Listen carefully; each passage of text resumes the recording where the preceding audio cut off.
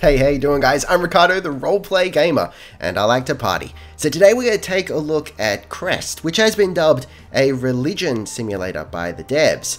Now, I'm not too sure about that. I think a religion simulator would play out a lot differently, in my opinion. But I tell you what this game is. It's a very hands-off God game. Essentially, the only way you interact with your followers, with the world, in fact, is by issuing commandments, which is quite fascinating.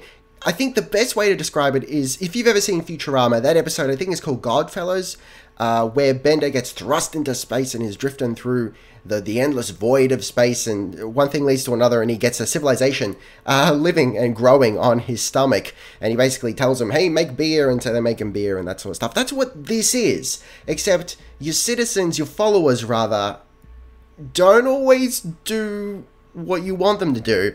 And sometimes they interpret your commandments in very strange ways. Now, I'll be honest, it actually took me a little while to appreciate the game. At first I thought, hey, this is cool, and then I realized, oh shit, it's actually really hard to get my followers to do much of anything, really. And they died a lot. I started off, I think, just telling them, making them do whatever I wanted them to do, and then they died of starvation. So then I told them to do what they wanted to do, basically follow their needs, which I'll show you in a second, and then they all got eaten by animals or something. Now I've done sort of a mixture of both, and the one thing you really need to understand about this game is it is slow. You can't just issue commandment upon commandment and expect it to get done, because it won't get done. In my experience, at least, there does seem to be an element of RNGesus, as appropriate as that is in a God game. So, keep that in mind. Straight off the bat, you can probably tell if this is a game for you. If you want, minute, very detailed control over your followers, if you want to be, an almighty god that has complete and ultimate power, this probably isn't the game for you. But if you're interested in the concept of, it's almost like an ant farm, drop in a crumb and see what happens, if you're interested in that sort of concept, this very well might interest you. But it's totally not for everyone, and I recognize that. And probably most of my criticisms of the game, technical aspects aside, are probably going to be unfair in the sense that they're criticisms of like I'm criticizing what it's never intended to be, and just be aware of that. So it's not necessarily like my sort of game. I might be the sort of person who would rather have that minute control, but the game is winning me over, and I've brought you in sort of part way into a session here, just because it's got a whole bunch of things have just aligned, and I want to show you what we got here. So I'll show you the basics here. So you bring up your commandment tablet, and essentially what you do is you go, I'm going to do a mock one here for you. So we've got all these words that they learn, and this is, for lack of a better way to describe it, this is your tech tree. So you've got words that your followers haven't learnt, but they are learning. The blue progress sort of flooding up there indicates, how close they are to learning that word. And then you have it in your repertoire here to put into commandments. And this is where, the interpretation of those words gets a little bit fuzzy, which is actually quite interesting and fun. So you end up with these weird stories and whatnot. I'll show you in a second. All right, so let's start off with savannah. It's like one of the very first words you get. So let's go. Followers living in the savannah. What do I want them to do? Well, I could get them to produce, I could get them to consume something, I can get them to migrate, I could get them to stop migrating, I can get them to explore, and so on and so forth. I can get them to destroy shit, But for the moment, we're going to go produce, and then what would I like them to produce? I could say produce food, and this would mean that they're probably going to build farms from this. In my experience, at least. I think they can get, like, if they have access to ships, so if you've got a town on the coast, they will automatically build a dock, and in that case, they might go fishing instead, so that's fine. You can also get them to produce, select birth here, and they're going to produce babies. So it's a little bit of this sort of interesting guessing game on your part of, okay, if I go, what if I get people in the savannah to produce old people? What does that mean?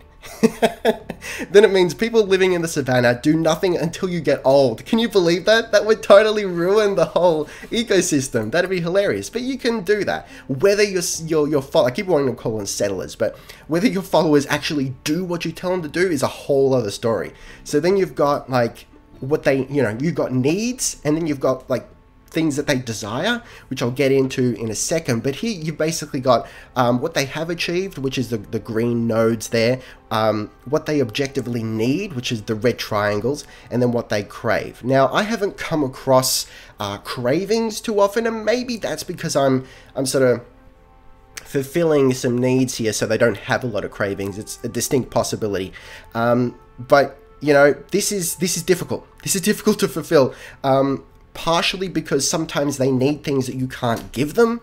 For example, I have no idea how to give them esteem. I have no idea how to give them safety. Just zero idea how to give them safety. I've come into situations where I've done something that's removed safety, but for the life of me, I can't figure out how to give it to them. I can only guess that maybe if I make them mine, they'll automatically make weapons, or maybe if there's a full village here, then they'll have the maximum amount of warriors, and maybe that'll give them safety. But then again, my strength doesn't necessarily go up. So I'm not 100% sure, how to fulfill all of these needs. And some of them do require you to, like I said, for lack of a better term, advance through the tech tree, which is, learning these words. Now, you do seem to have some, and I apologize that we're paused here, but we're paused for a reason, because there's a few things I want to show you, and then we're going to get into the game, and you're going to see some things happen. So there does seem to be a way to influence the learning of words. Like, for example, I'm just going to, I don't know, what am I going to do? Alright, example here. Let's say, for the sake of argument, that the only place, the only location on this island where there is a jungle is right here. And we know there are some hippos here. So, I know the word for jungle. I believe you might start with it. If not, you do get it early on in my experience. So you can get, say, for example, followers living in the savannah, I would like you to explore the jungle, right? And I think what that does is then, because there are hippos in this jungle in particular, then they might actually start learning the word for hippo as well. I think. I think one of the game's biggest weaknesses, in my opinion, and again, this could just be personal preference, and I have no doubt that a lot of people, sorry for the squeaky chair, I have no doubt that some of you may really enjoy it, but I think one of the game's biggest weaknesses is it doesn't tell you like anything. I'm just guessing here from, it's like, I'm telling you, anecdotal evidence here is what I'm giving you. Okay, so one thing I want to show you here is some things that have happened. Okay, so up here I've got followers living in the savannah explore close to metal deposits, right? So I've done this so that hopefully, God, why have I don't know why I did this. I think because I wanted them to mine it so that eventually I could be like, hey, figure out the word for some of this other stuff so I can tell you to, I don't know, just so that they can find metal and maybe they'll make weapons out of it. I don't know what's going on. I don't know what's going on through these ridiculous little guys' minds. Anyway, so apparently they've chosen to interpret that as followers living in the savannah explore where followers are happy, right? The command I gave them was followers living in the savannah explore close to metal deposits, but they've interpreted that as those near metal deposits are happy. So that's what they've gone and done, right? So that's completely not what I intended. So we actually have learnt the word for happy. And so if we deselect some stuff here, I think, can we do that? Oh, hang on. We got to get rid of all that, I think. There we go. Okay, so we hover over happy and we'll see who is happy. So luckily, most of our followers here are happy. So essentially what this means is everyone living in the savannah, which is like these areas here, they're just going to go and observe people who are happy. I don't know what benefit that serves, but anyway, this is a nice one. Followers living in the savannah hunt and eat antelope. Now, one thing to be noted is, for the life of me, I have not been able to get anyone to actually hunt. Right, so hang on, I'll show you that in a second. Yeah, I haven't actually been able to get anyone to hunt animals. They've been killed by animals, but I haven't seen them actually hunt them. Anyway, so they've interpreted followers living in the savannah hunt and eat antelope. They've interpreted that as followers living in the savannah hunt animals and consume followers in the jungle. Yeah. Right? So I can only assume that because there are antelope in the jungle, they've decided, hey, well, let's just like eat followers in the jungle. Now, that's not good news for whoever was living here, who is no longer living here because they were eaten by my savannah folks. Right? That's the thing. You can actually look. You can you can totally go. Young people consume old people. Young followers consume old followers, so they're gonna eat them. It happens. They will do it. I made them do this before. It's wild. What else have they got here? It's just, this doesn't always happen, by the way. Sometimes it's very straightforward. I've just landed upon a set of circumstances where they're interpreting my commands in a very weird way. So what's this? Unhappy followers, do what makes you happy. Okay, this is nice, isn't it? So followers living in the savannah, do what makes you happy. Right? And I think, so that's just very generic. We don't know what makes them happy, but they're going and they're doing it, right? Unhappy followers start socializing. Okay, so this confuses me a little bit, but I assume these are tied together somehow. But it's, yeah, so essentially I just tried, I wanted to kind of weed out the unhappy people. My other course of action would be to eat the unhappy people, which is actually what I'm going to do. So, hang on, so what's got here? We're eating followers because it is God's will. I didn't tell them! I swear, I didn't tell them to eat anyone. Not yet anyway. But they're doing it because that's the way they've interpreted my command. So again, if you're the type of person who, you know, in God games, you want your followers to just do what you tell them to do, this is not the game for you, man. No way in hell. Because one of three things is going to happen. They're either going to do what you tell them to do, in my experience, which is unlikely. They're either going to misinterpret your command, or they're just not going to do anything. But you know, if you're into that sort of emergent story sort of thing, you know, there's some fun to be had here. Make no mistake. So you know, you click on each of your little towns. We got Beetle Meadow here, and Finn Plains here. So, you know, just while we're on the topic of the names and whatnot, this is all procedurally generated, right? And this is our sort of starting island, and we have other islands over here. You know, so it's a decently large world, especially for the pace of the game, which, like I said, is pretty slow. You know, you absolutely don't want to rush things here, because that seems to be the quickest way to get everyone killed. This is the best I've done so far, I can tell you that right now. Alright, yeah, so we've got a few tabs here. Like I showed you before, we've got, you know, what they've achieved and what they need, what they crave. We've got, you know, local faith, which is how they feel about the commandments we've given. So for example, Beetle Meadow, they're really into followers living in the savannah, explore where followers are happy. Right? Which, I remind you, is not something I told them to do. But that's how they've interpreted it anyway. They're sort of indifferent about do what makes you happy. They're really into consuming and eating antelope. And they're really into socializing. I'll show you why that is in a second. But let's just switch over here for a second. We've actually had some people die. Followers died of starvation. So we'll deal with that in a second, because it looks like there might be a food problem over there. Can we fix it? Probably not. Then each town appears to have an expertise. I think I've only seen granary and construction so far. I don't think I've seen any other... Oh, no, I think I've seen mining. And presumably it's just... Well, like it says, this expertise will grant this city a bonus when farming by providing more food, right? So if I tell them to farm, they're going to produce more food, which is great. Which might be useful, because if we've got an abundance of food at Beetle Meadow, we can send it over to Finn Plains. Is that what? Yeah, Finn Plains. Maybe. If they decide to do what I tell them and they decide to actually trade, then, you know, we can do it. We can say, we can go, look, followers who have food distribute to... Then it gets a little bit iffy, right? I don't know. Distribute resources to followers in the savannah, right? There is a word for hungry. Where is it? Overfed? Hungry, there it is. So there is a word for hungry, we just haven't learnt it yet. But presumably you can slot that into this spot here, and then those with food will give food to the hungry, if you want to swing it like that. We, of course, are not a benevolent God, so they can get stuffed. Then you've also got doctrines. I believe it's, 6 doctrines here. You've got the hegemony, you've got, come on, dude, the profiteers, which are, they're really, like, no more kids than you need, like 1 child per family, and just like maximum profits. They're all about abundance and whatnot. You've got the united, you've got the maintainers, which are these guys here. What are they into? They're into fellowship and sustenance. Looks like maybe they're getting sustenance, but not fellowship.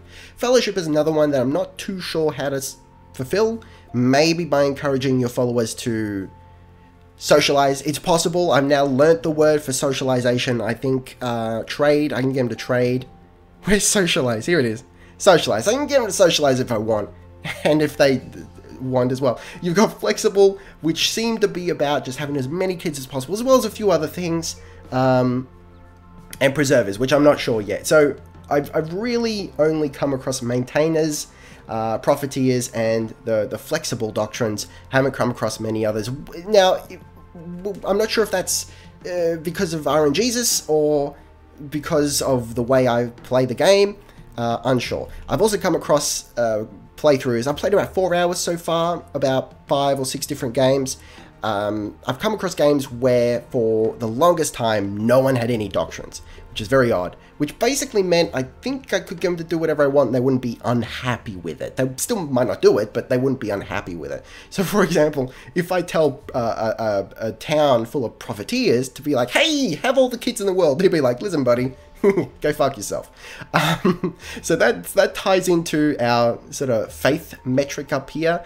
Devotional, I'm not sure what it's called, but it's basically a percentage of your followers that actually, believe in you, right? So 10% of our followers, they don't want a bar of us, but 90% of them are totally into us and are likely to do what we tell them to do, which is really, really cool. It's really good. I've gotten up to 100 before. I think the lowest I've gotten is about 50%. So I assume I'm not like a complete train wreck at the game. We've got warfare, which I'll be honest, I don't know how to influence yet. I just don't. Maybe it's dependent on learning the war word, the word for war. It's possible. And then we've got follower info here, and we can just click on our followers. We can see what they're doing. We can see what they want. This guy here, he needs esteem and abundance. Abundance, I assume, is just like more food than they need. And esteem, again, no idea. We're reproducing because we want to, right? So he's currently defying me.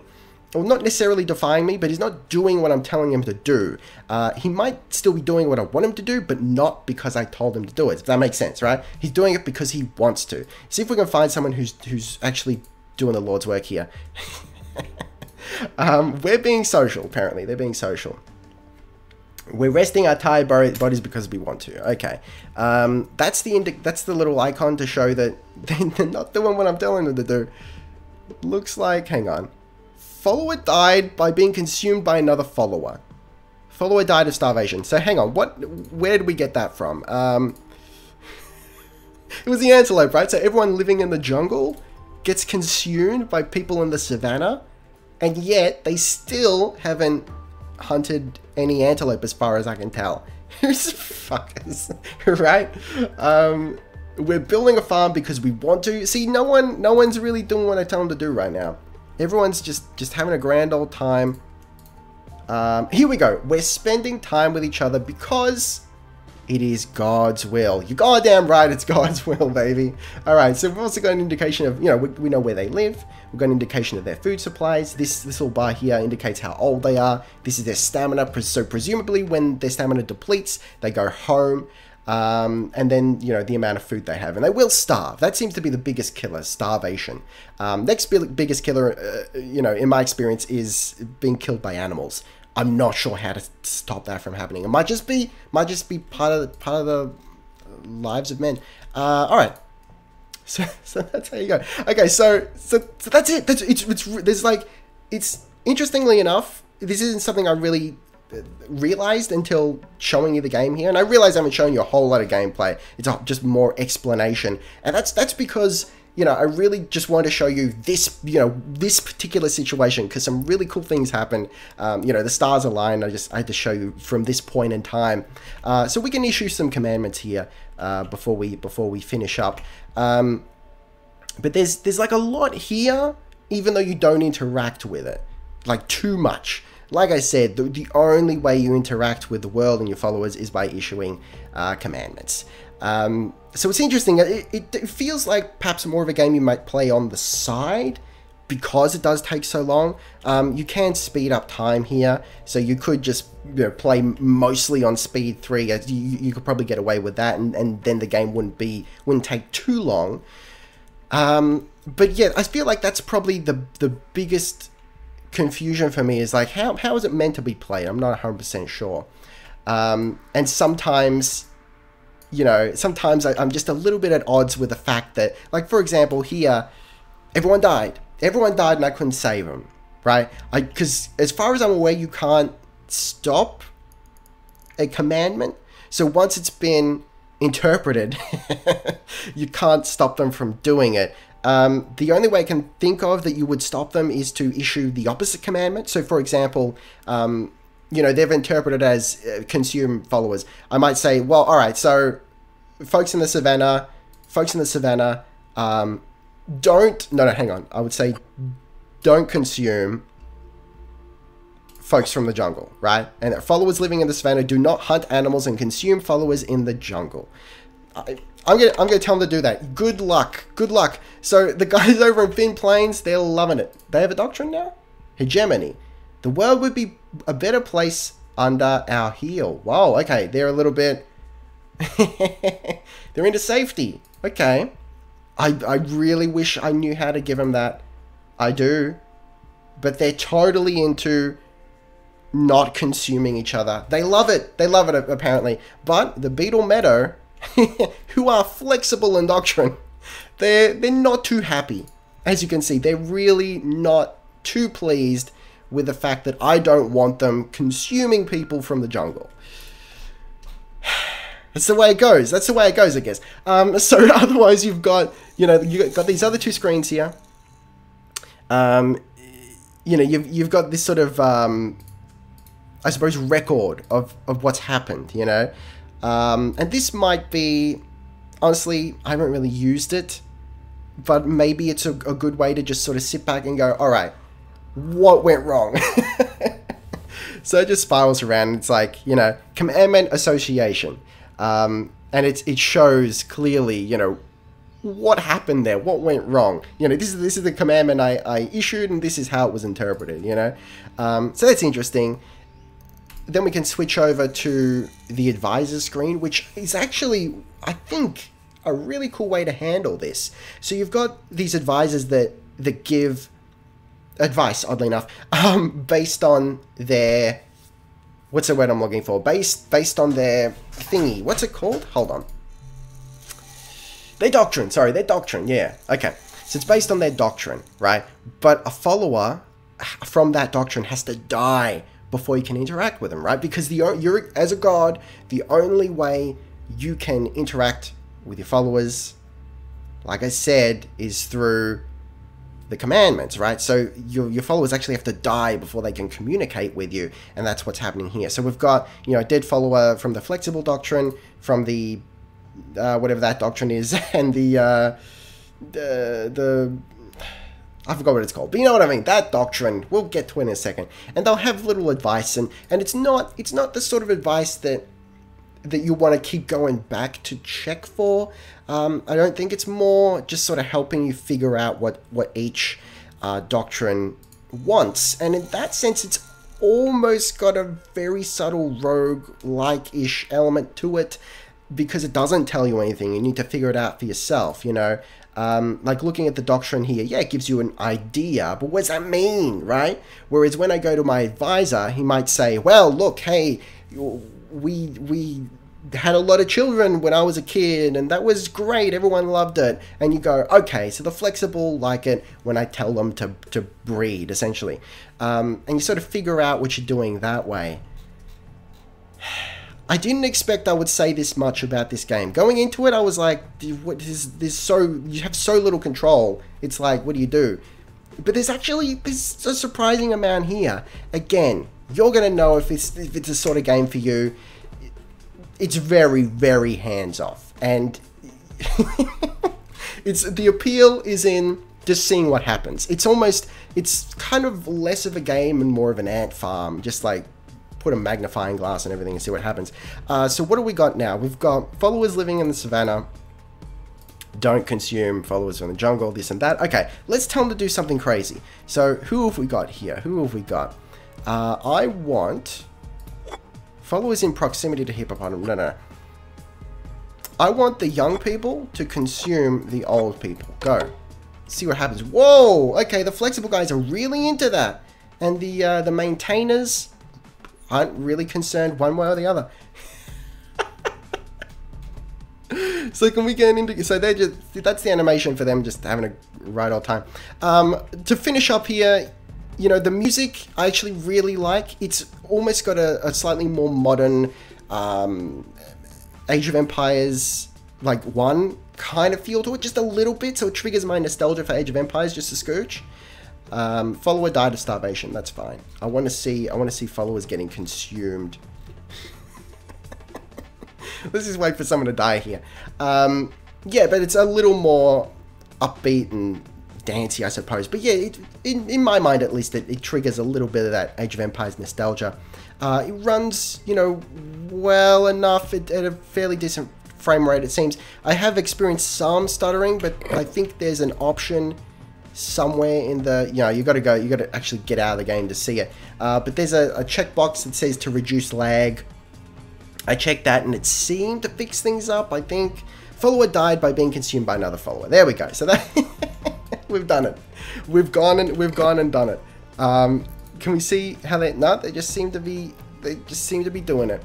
They just both are eating the old people. That's okay. It's Soylent Green all over again. Yeah, so there you go. The only other issue I've come across is I've had some instances where when you go save and quit to menu, it goes save failed. And then you're out. And that's it, you've lost your progress. That's pretty damning. That's pretty big. It doesn't seem to happen every time, but it's happened a couple times for me. There you go. But otherwise, I think it's, hang on, what is it? It's like, currently it's 10% off, but it's like $11 normally, US on Steam. There's a little bit of fun to be had here, and like I said, you'll know straight off the bat if this is the sort of game for you. Very hands-off, very much an ant farm. See what happens when you throw a spanner into the works. It's interesting. It's a really cool concept. Anyway, guys, let me know what you think of the game in the comments below. Thank you very much for watching. Taste the game, be excellent to each other, and I'll see you next time. Roleplay Gamer, out.